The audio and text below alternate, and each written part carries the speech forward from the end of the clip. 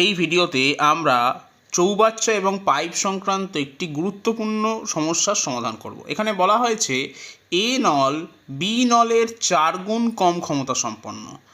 তাহলে ক্ষমতার দিক থেকে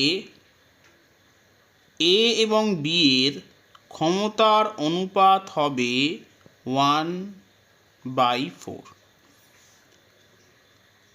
তার মানে যদি বি নলের ক্ষমতা 4 হয় তাহলে এই নলের ক্ষমতা হবে 1। তাহলে এটা হলো পাওয়ারের দিক থেকে। এরপর বলা আছে যে একটি চৌবাচ্চা বি নলের দ্বারা খালি হতে যে সময় লাগে এ নলের দ্বারা খালি হতে তার থেকে 15 মিনিট বেশি সময় লাগে।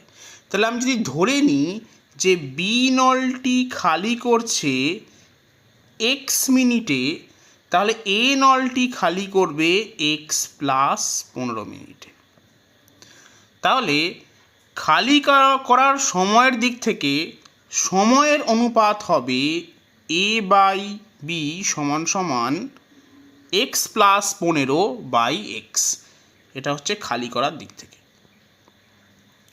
এখন আমরা জানি যে খালি করতে যে সময় লাগবে এবং তাদের যে ক্ষমতার যে অনুপাত আছে এরা পরস্পর ব্যস্ত সম্পর্কে থাকে।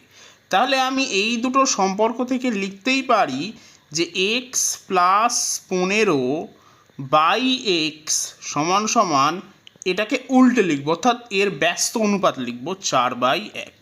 ক্যালকুলেশন করব, ক্যালকুলেশন করলে আমি পাচ্ছি যে 4x = x + 15।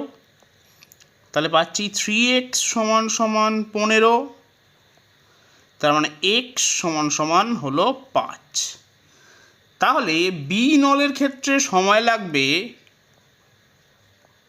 5 মিনিট, এ নলের ক্ষেত্রে সময় লাগবে 5 + 15 20 মিনিট। তাহলে যদি দুটো নলকে একত্রে চালু করে দেওয়া হয় তাহলে পূর্ণ চৌবাচ্চা খালি হতে সময় নেবে 20 × 5 / 20 + 5, তার মানে 25 মিনিট।